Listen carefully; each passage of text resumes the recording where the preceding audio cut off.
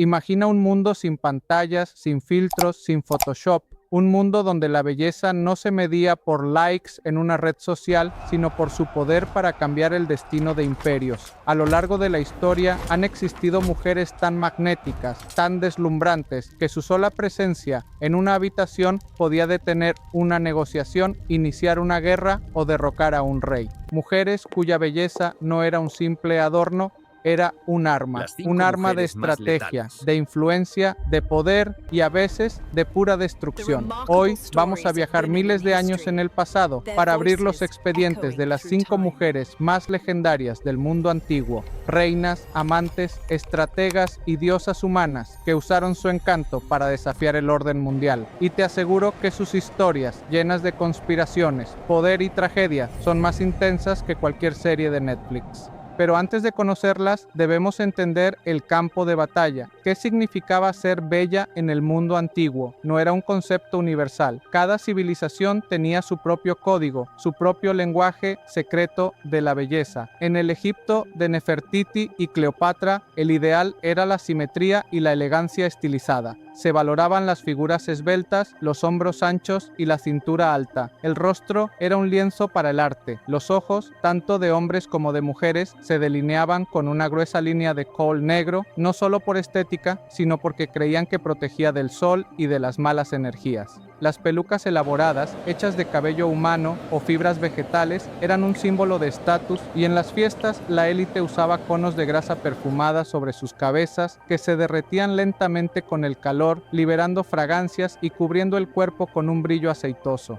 En la Grecia de Helena y Aspasia, el código era diferente. Se valoraba la naturalidad y la proporción matemática. Los filósofos y matemáticos como Pitágoras creían que la belleza residía en la proporción áurea, una armonía matemática que se encontraba en la naturaleza y en el cuerpo humano perfecto. A diferencia de los egipcios, el maquillaje era sutil. La piel pálida era un signo de aristocracia, demostrando que una mujer no tenía que trabajar bajo el sol. E increíblemente para nosotros, un rasgo a menudo considerado atractivo era la uniceja, vista como un signo de inteligencia y carácter. Finalmente, en la Roma de Mesalina, la belleza era una demostración de riqueza y poder. Heredaron el ideal griego de la proporción, pero lo llevaron al extremo del artificio. Las matronas romanas adineradas pasaban horas en sus elaborados rituales de belleza. Usaban polvos a base de plomo para blanquear su piel, una práctica peligrosa pero muy de moda. Pero sobre todo, el símbolo definitivo de estatus era el peinado. Peinados increíblemente complejos, con rizos, trenzas y postizos apilados en altas estructuras que requerían los servicios de varias esclavas especializadas, las ornatrix.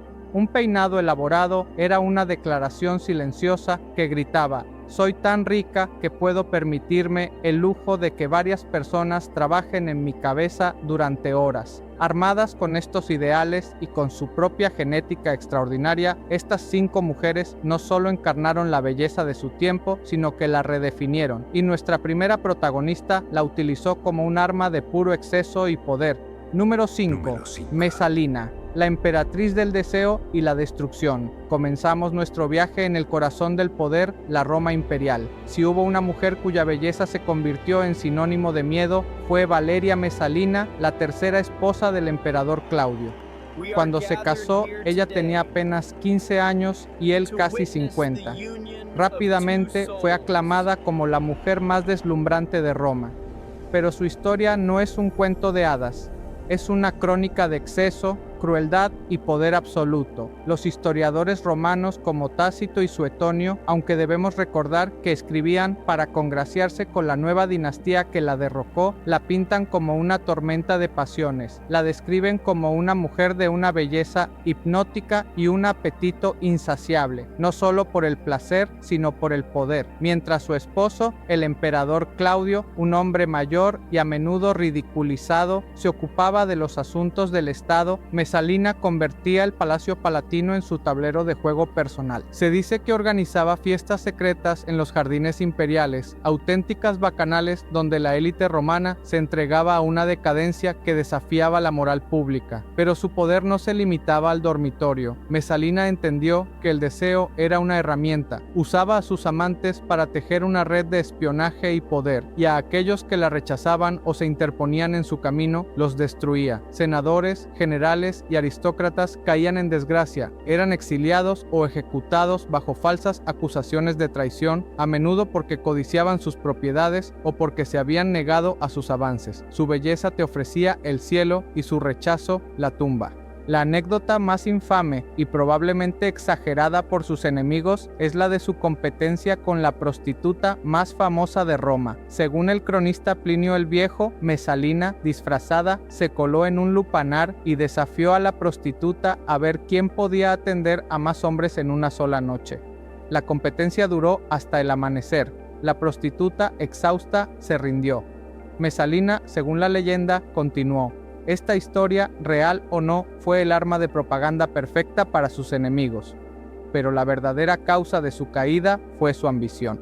En el año 48 después de Cristo, mientras Claudio estaba fuera de Roma, Mesalina cometió el error final. Se enamoró del cónsul Cayo Silio, lo obligó a divorciarse y en un acto de audacia inconcebible celebró una boda pública con él. No era solo un romance, era un intento de golpe de estado. Planeaban asesinar a Claudio y colocar a Silio en el trono, con Mesalina como la emperatriz en el poder real.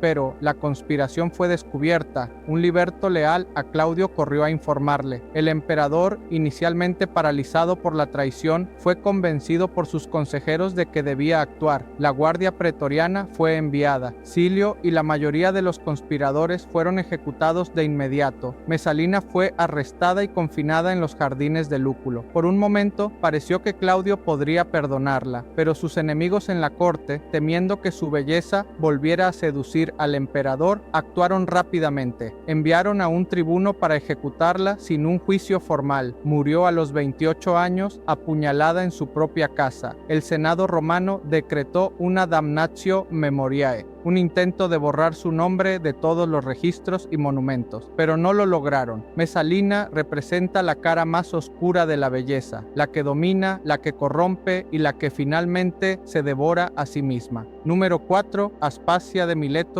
la mente que gobernó Atenas. De la brutalidad de Roma viajamos a la cuna de la democracia y la filosofía, la Atenas del siglo V a.C., en una Grecia donde a las mujeres respetables se les negaba la educación y se esperaba que vivieran confinadas en sus hogares. Una mujer extranjera, una inmigrante, se convirtió en el centro intelectual y político de la ciudad más poderosa del mundo. Su nombre era Aspasia de Mileto. Aspasia llegó a Atenas no como esposa, sino como una hetaera. Este término a menudo se traduce mal como prostituta de lujo. La realidad es mucho más compleja. Las hetaeras eran las únicas mujeres en la sociedad griega que recibían una educación comparable a la de los hombres. Eran expertas en retórica, filosofía, política y arte. Eran compañeras intelectuales, no solo amantes, y Aspasia era la más brillante de todas. Su belleza era legendaria, pero era su mente lo que era verdaderamente peligroso. Su casa se convirtió en el salón de debate más importante de Atenas. Los hombres más poderosos de la ciudad, incluyendo a figuras como el filósofo Sócrates y sus discípulos, acudían no solo para admirar su encanto, sino para aprender de su agudeza y su brillante oratoria. Pronto capturó la atención de Péricles, el líder de Atenas. Se enamoraron y aunque no podían casarse legalmente porque ella era extranjera, vivieron juntos como marido y mujer. Pero Aspasia no fue una simple consorte.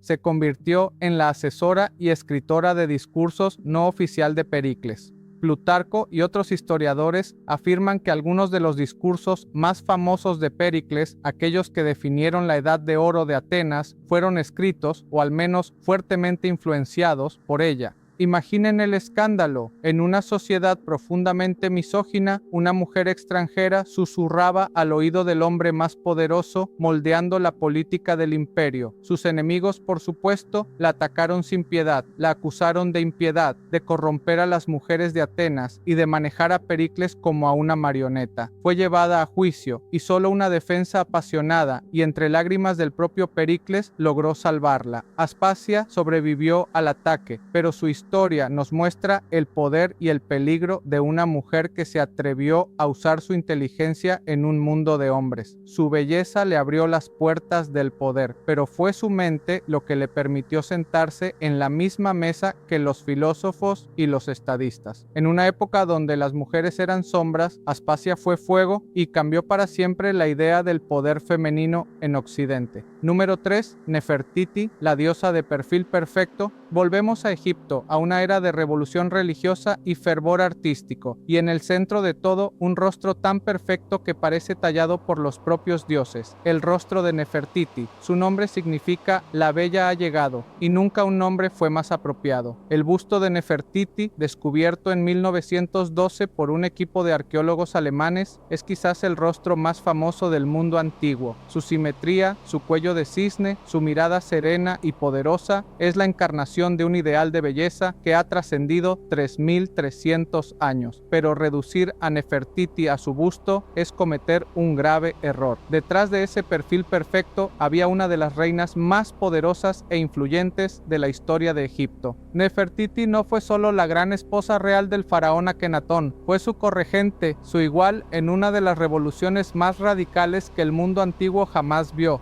Juntos, Akenatón y Nefertiti abandonaron el panteón tradicional de los dioses egipcios que había sido adorado durante milenios y decretaron que solo existía un dios verdadero, Atón, el disco solar. Fue el primer experimento de monoteísmo a gran escala de la historia. Nefertiti no estaba en la sombra de su marido, estaba a su lado y a veces incluso delante. En los relieves de los templos se la representa en poses que antes estaban reservadas exclusivamente a los faraones, oficiando ceremonias religiosas, recibiendo a embajadores extranjeros y, lo más impactante de todo, masacrando a los enemigos de Egipto, un símbolo de poder faraónico por excelencia. El arte de su época, el periodo de Amarna, también rompió todas las reglas. En lugar de las figuras rígidas y formales del arte egipcio tradicional, vemos retratos íntimos y naturalistas de la familia real. Vemos a Nefertiti y Akenatón jugando con sus hijas, besándose en escenas de una ternura sin precedentes. Su belleza no era solo un ideal estético, se convirtió en el centro de un nuevo culto, un nuevo arte y una nueva forma de entender el mundo. Pero entonces, alrededor del año 12 de su reinado, Nefertiti desaparece. Simplemente se desvanece de todos los registros históricos. Su nombre deja de ser mencionado, su imagen deja de ser tallada. ¿Qué le pasó a la mujer más poderosa de Egipto?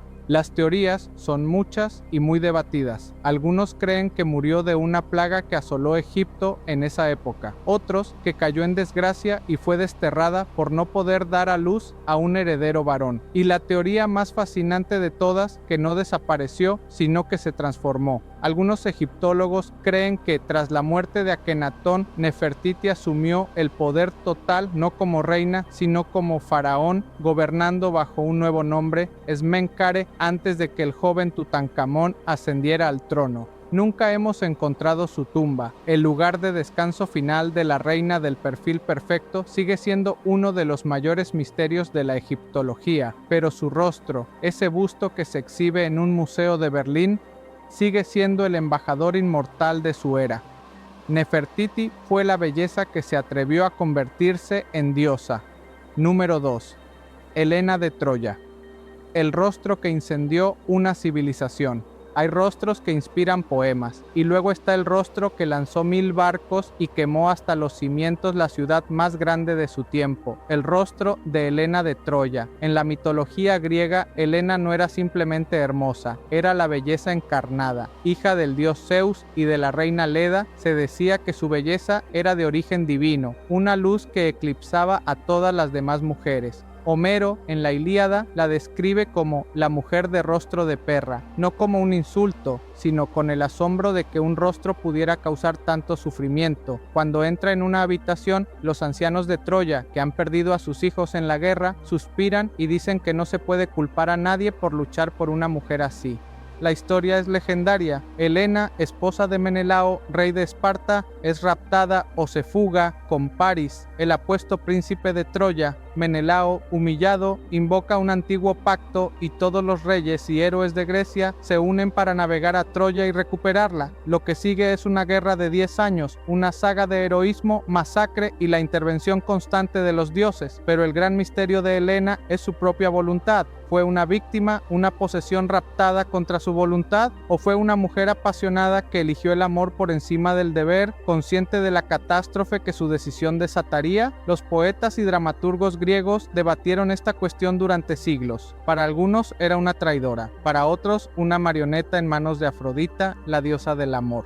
La versión más extraña, propuesta por el poeta Estesícoro, afirma que los dioses, para protegerla, enviaron solo un fantasma, una eidolon de Helena a Troya, mientras que la verdadera Helena pasó los 10 años de la guerra a salvo, escondida en Egipto. Esta versión intentaba exculparla, preservar la idea de su pureza, pero la versión más poderosa es la de Homero. Su Helena es una figura trágica, llena de remordimiento, que camina por las murallas de Troya, viendo cómo los hombres mueren por ella, odiada por los troyanos que la culpan de su desgracia y anhelando su hogar en Esparta. Cuando Troya finalmente cae gracias al ardid del caballo de madera y la ciudad arde, Menelao, furioso, busca a Helena en el palacio, con la espada en la mano, decidido a matarla por su traición. Pero, según la leyenda, en el momento en que la encuentra y ella se revela ante él, su belleza es tan sobrecogedora que la espada cae de su mano. No puede hacerlo. Helena no solo sobrevivió a la guerra, sino que volvió a Esparta y reinó junto a Menelao como si nada hubiera pasado, pero nunca escapó de su mito. Se convirtió en el arquetipo eterno de la belleza destructiva, un recordatorio de que el deseo humano puede ser una fuerza tan poderosa y aniquiladora como el fuego o la guerra.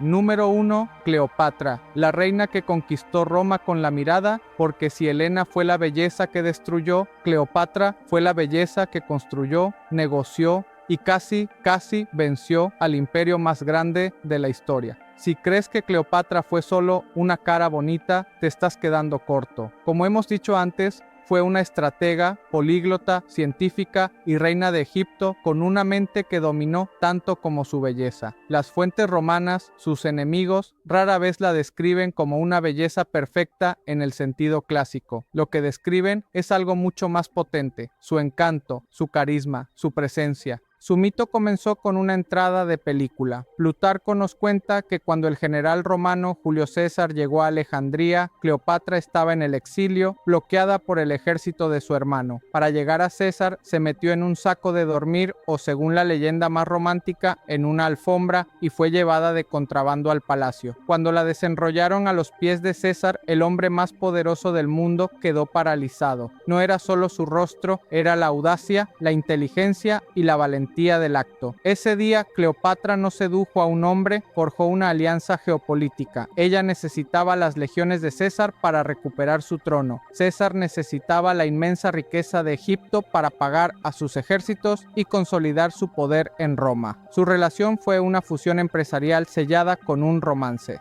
Cleopatra tenía los ojos delineados con col, la piel perfumada con aceites exóticos y, según Plutarco, una voz tan melodiosa que era como un instrumento de muchas cuerdas. Pero no era sumisa, era control, era cálculo. Mientras Roma se consumía en guerras civiles, ella jugaba con las pasiones de sus líderes como si fueran piezas en su tablero. Tras la muerte de César, repitió la jugada, esta vez a una escala aún mayor, con Marco Antonio. Su famoso encuentro en una barcaza dorada en el río Sidno, donde se presentó como la diosa Isis Afrodita, no fue un acto de seducción, fue una obra de teatro político, una demostración de riqueza y poder diseñada para deslumbrar y dominar psicológicamente a Antonio desde el primer momento. Dos de los hombres más poderosos del planeta, rendidos no ante su belleza, sino ante su brillantez estratégica disfrazada de encanto. Cuando Roma, bajo el mando de Octaviano, finalmente atacó Egipto, Cleopatra no huyó. se encerró en su mausoleo, rodeada de su tesoro, y negoció su final, y cuando la derrota fue inevitable, eligió su propia muerte. Según la leyenda, tomó una serpiente áspid, el símbolo de la realeza divina egipcia, y la dejó morder su pecho. Murió como una reina, no como una prisionera. Su belleza sobrevivió a la muerte. Cleopatra no solo fue la mujer más legendaria del mundo antiguo, fue la que entendió que la belleza, sin una mente brillante que la dirija, no sirve de nada. Cleopatra usó la belleza para negociar con imperios. Helena provocó una guerra que se convirtió en mito. Nefertiti se convirtió en una diosa inmortal. Aspasia movió los hilos del pensamiento griego. Y Mesalina incendió Roma con su deseo. 5 rostros, 5 destinos, pero una misma verdad. La belleza, en el mundo antiguo, era una moneda peligrosa y de un valor incalculable. Podía abrirte las puertas de un palacio o condenarte al exilio. Podía darte un trono o llevarte a la tumba. En un tiempo sin cámaras ni filtros, estas mujeres crearon algo más poderoso que una imagen, una leyenda. Sus rostros ya no existen, pero sus nombres siguen ardiendo en la memoria colectiva. Y mientras hoy seguimos midiendo la belleza con algoritmos y tendencias, su legado nos recuerda algo fundamental. La verdadera belleza no está en la forma, está en el impacto. Ellas no solo fueron hermosas, fueron inolvidables.